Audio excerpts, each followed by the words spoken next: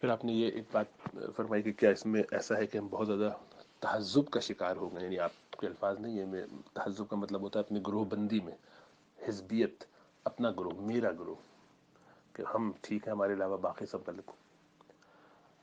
تو اس میں دو تین بنیادی باتیں پہلے ذہن میں ہونی چاہیے۔ اصل تو یہ ہے کہ جو شخص کوئی بھی اجتہادی کام کرے، کوئی امام، کوئی بڑا، کوئی بھی، اس میں وہ جو امام شافعی فرماتے ہیں، وہ جو احناف کا اصول لکھا ہوا ہے کتابوں میں، کہ ہم اپنی بات کے حق ہونے کا گمان غالب رکھتے ہوئے دوسرے کی یعنی مخالف کی بات کو درست ہونے کا احتمال رکھتے ہیں، یعنی ہم یہ سمجھتے ہیں کہ جو بات ہم کہہ رہے ہیں اس کو حق سمجھتے ہیں اور وہی ٹھیک ہے، تبھی تو اس پر عمل کر رہے ہیں۔ ظاہری بات ہے اس کے علاوہ کسی اور کو صحیح سمجھیں گے تو اس پر عمل کریں گے، تو اس کو حق سمجھتے ہیں جب اس پر عمل کرتے ہیں، لیکن یہ احتمال رکھتے ہیں کہ چونکہ یہ قطعی نہیں ہے، یہ طریقہ ہو یا کام ہو، یہ بالکل حتمی نہیں ہے، تو یہ بہت ممکن ہے کہ کل معلوم ہو قیامت والے دن کہ طریقہ غلط تھا، تو اس کا ہم احتمال رکھتے ہیں کہ مثلا امام شافعی کی رائے اس میں درست ہوگی۔ تو یہ بات اصولی طور پر کہی جاتی ہے اور سمجھی اور مانی جاتی ہے۔ مولانا یوسف لدھیانوی صاحب رحمۃ اللہ علیہ، ان کا یہ خاص زبردست کوٹ ہے، فرماتے ہیں کہ اے اللہ، میں ساری زندگی اپنے اساتذہ، اپنے اکابرین اور 1400 سال میں امت کے جو مشاہیر علماء ہیں ان کی کتابیں پڑھ کے جو سمجھ سکا ہوں، یہ خلاصہ ہے جو میں نے پیش کر دیا ہے اپنی کتابوں میں، اپنے مسائل میں، اپنے بیانات میں۔ یا اللہ، یہ میری انڈرسٹینڈنگ رہی ہے کہ یہی حق ہے، لیکن ممکن ہے کہ یہ سب غلط ہو، میں نے غلط سمجھا ہو، تو جہاں جہاں میں نے جو غلط سمجھا، یا اللہ وہ میرا عقیدہ نہیں، میں اس پر نہیں مر رہا، میں اس عقیدے پہ مر رہا ہوں جو آپ کے نبی صلی اللہ علیہ وسلم ہمیں سکھا کے بتا کے گئے ہیں، وہ جو بھی عقیدہ ہے مجھے تو یہ سمجھ میں آیا، لیکن جو اصل ہے میں اس کے اوپر اپنی زندگی گزار رہا ہوں اور اس پر جینا چاہتا ہوں، میں مرنا چاہتا ہوں۔ مجھ سے سوال اس کے حوالے سے کیجیے گا، میرا یہ جو انڈرسٹینڈنگ کا سلسلہ ہے یہ تو اپنے لمیٹڈ علم کے حساب سے ہے کہ جو مجھے سمجھ میں آیا میں نے اس کو پھیلا دیا، لکھا، پڑھا، جو بھی کیا، لیکن اگر یہ غلط ہے یا اللہ تو میں اس پر نہیں مر رہا، میں مر رہا ہوں اس عقیدے پر جو آپ کے نبی صلی اللہ علیہ وسلم دیکھے گئے، جو ہمیں تو نہیں معلوم ہوگا، قیامت میں نہیں معلوم ہوگا۔ اس وسعت کے ساتھ بات کرتے تھے، سب کا یہ طریقہ رہا ہے۔ ایک دفعہ جب نئے نئے مفتی رفیع صاحب فارغ ہوئے تو انہوں نے اپنے نام کے آگے ایک وہ لیٹر پیڈ بنوایا نام کا، اور اس میں دیوبندی بھی لکھوایا، عربی میں اوپر وہ نام پورا رکھے۔ ان کے والد صاحب نے دیکھا تو دکھ کا اظہار کیا اور کہا کہ نا، اس سے فرقہ واریت کی بو آتی ہے، یہ ہٹا دو، یہ مت لکھو آگے۔ حالانکہ وہاں رہے ہیں، وہاں پیدا ہوئے ہیں، پڑھا ہے، لیکن نہیں، وہ تو علاقے کا نام ہے نہیں، لیکن اس سے اب چونکہ ایک گروہ ہو گئے تو کبھی آپ کو ایک آدھ دو لوگوں کے ناموں کے آگے جو دیوبندی لکھا ہوا نظر آتا ہے شیخ الہند کے آگے یا کسی، وہ اس لیے نہیں کہ وہ وہاں پر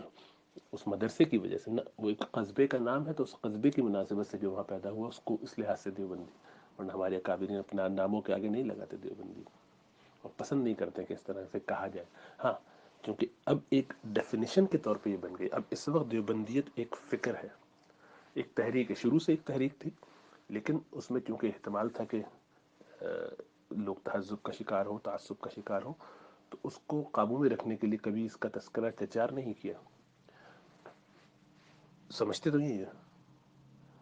کہ حق یہی ہے، اس لیے کہ حق صحابہ کرام سے، ائمہ سے، امت کے علماء سے چل کے آتا رہا بہت عرصے تک، عربوں سے، لیکن پھر وہ عجم میں ایرانیوں سے، اور پھر وہاں سے اب لے دے کے وہ حقیقت یہ ہے کہ انڈیا میں، پاکستان، بنگلہ دیش، اس کو کہہ سکتے ہیں، ان کے پاس اس کی صحیح انڈرسٹینڈنگ آتی رہی ہے۔ یہ تو ایسا نہیں ہے کہ میراث ہو، دیوبند والے اگر قرآن و حدیث کو سامنے رکھ کر عمل کریں گے اس وقت تک تو وہ حق پہ رہیں گے، اور جہاں وہ اس میں ٹیڑھ پیدا کریں گے اللہ لے لیں گے ان سے، وہ کسی اور کو دے دیں گے۔ عربوں کے پاس صدیوں رہا، لیکن عربوں نے جب گڑبڑ کی تو ان سے لے کے ادھر چلا گیا، اجمیوں میں چلا گیا، اور اسی لیے وہ حدیث جو کہ مجھے ہند کی طرف سے اشارہ کر کے آپ نے فرمایا کہ ادھر سے مجھے ٹھنڈی ہوائیں آتی ہیں،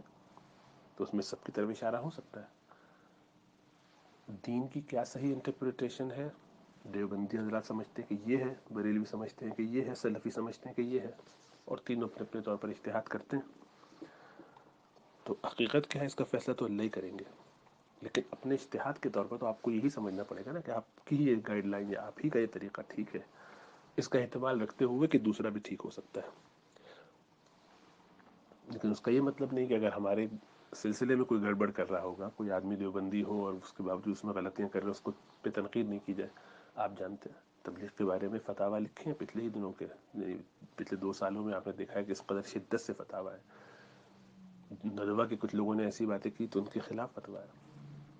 خود مولانا طارق جمیل صاحب کے خلاف فتویٰ لکھے ہیں. تو ہمارے لوگ ہیں تو دیوبندی ہی مکتب پہ فکر کے لوگ ہیں، اسی مزاج کے لوگ ہیں. خود مولانا مودودی رحمۃ اللہ علیہ جو اصلاً تو دیوبندی مزاج کے آدمی ہیں، یعنی ان میں تو تھوڑا سا سلفیت بھی کہہ سکتے ہیں، لیکن اگر ان کو صحیح معنوں میں فٹ کیا جائے تو ایکچولی وہ زیادہ یعنی ان لائن پہ ہے. خود ڈاکٹر اسرار صاحب یہ بریلوی لائن کے لوگ تو نہیں ہیں، اور یہ بہت زیادہ سلفی لائن کے لوگ بھی نہیں ہیں، لیکن اصل میں دیوبندیت چونکہ ایک اعتدال کی بات نظر آتی ہے. اور میں اس لیے نہیں کہہ رہا کہ ہم خود اپنے آپ کو ایسوسیٹ کرتے ہیں دیوبندی سے، میں تو بتا چکا ہوں کہ میں سب جگہ گھوم گھام کے سب کچھ دیکھ داکھ کے یہاں پہ بیٹھا ہوں، اور مطالعے کے نتیجے میں اور ان لوگوں سے مل کے اور وقت گزارنے کے نتیجے میں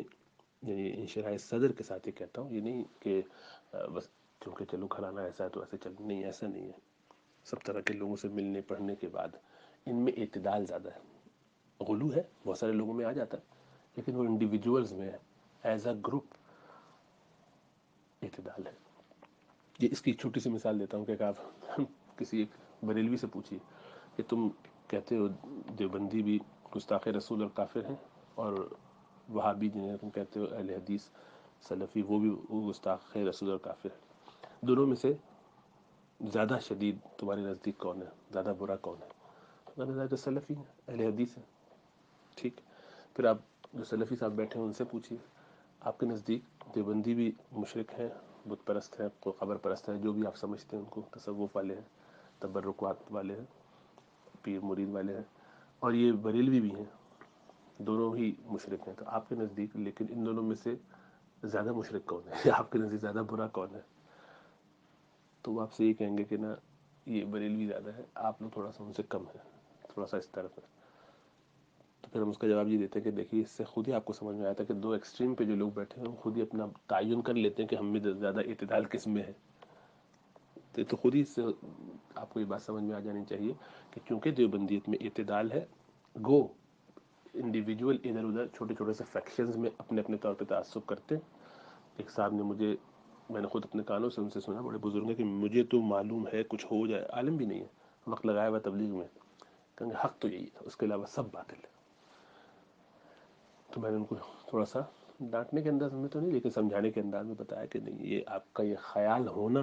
یہ اس بات کی علامت ہے کہ آپ کا معاملہ کم از کم اس پہ درست نہیں ہے، یہ ایٹیٹیوڈ درست نہیں ہے. میں نے کہا اس قطعیت کے ساتھ تو ہم یہ بھی نہیں کہتے کہ امام ابو حنیفہ رحمۃ اللہ علیہ جو ہے وہ جنت میں ہوں گے، جس طریقے سے آپ یہ کہہ رہے ہیں. تو بالکل چوک کے رہ گئے، یہ کیا کہہ رہے ہیں آپ؟ میں نے کہا یہ حکم جو ہے انبیاء اور صحابہ کے علاوہ کسی کے بارے میں نہیں لگایا جا سکتا. صحابہ کے بارے میں اس لیے کہ قرآن میں آیا ہوا کہ رضی اللہ عنہ و رضوا عنہ، اس کے علاوہ کسی شخص کے لیے یہ کہنا کہ وہ جنتی ہو ہم یہ کہہ نہیں سکتے ہیں. مجھ سے آپ امام ابو حنیفہ کا نام لے دیا، امام بخاری کا نام لے دیا، اور کن کا نام لیا جائے؟ دیوبند کے سارے اکابرین کو ایک ساتھ رکھ دیجئے اور آپ مجھ سے پوچھیں کہ آپ ان سب کو ایک ساتھ رکھ کے کہتے ہیں کہ سب جنتی ہیں، ڈیفینیٹلی نہیں کہہ سکتے، کسی کے بارے میں نہیں کہہ سکتے. تو یہ بات میں نہیں کہتا، یہ سب سارے علماء تمام لوگ یہ کہیں گے. ہاں جتنا مجھے اپنے بارے میں گمان یا امید ہو سکتی ہے اس سے کئی گنا زیادہ امید ہے ان بزرگوں کے بارے میں، کہ وہ حنیفہ ہوں، ائمہ اربعہ ہوں، محدثین ہوں، فقہا ہوں، اور یہ ہمارے اکابرین دیوبند کے ہوں یا اور جو لوگ ہیں ان کے بارے میں، کہ یقیناً جتنا مجھے اپنے بارے میں یقین ہے یا امید ہے اللہ کی ذات سے، اس سے کئی گنا ان کے بارے میں، کہ یہ اللہ کے مقربین لوگ ہیں، جب اللہ نے ان کے کام کو اتنا چلایا پھیلایا، برکتیں ان کی قائم ہے، ان کے صدقہ جاری، ظاہر پہ یہ بات کی جا سکتی ہے. تو حقیقتاً تم یہ بھی نہیں کہہ سکتے. تو آپ اس سے اندازہ لگا سکتے ہیں کہ یہ غلو نہیں ہے، لیکن بہت سے لوگوں میں ہے. تو جن میں ہے وہ اپنی جہالت کی وجہ سے، کم علمی کی وجہ سے ہے، یا علم ہے لیکن تعصب میں پڑے ہوئے. تحزب ہر جگہ آ جاتا ہے بھائی، جہاں آ جاتا ہے وہاں گڑبڑ ہوتی ہے. اللہ بس محفوظ رکھے، اس سے ہمیں بچنا چاہیے، ایسا ہونا نہیں چاہیے.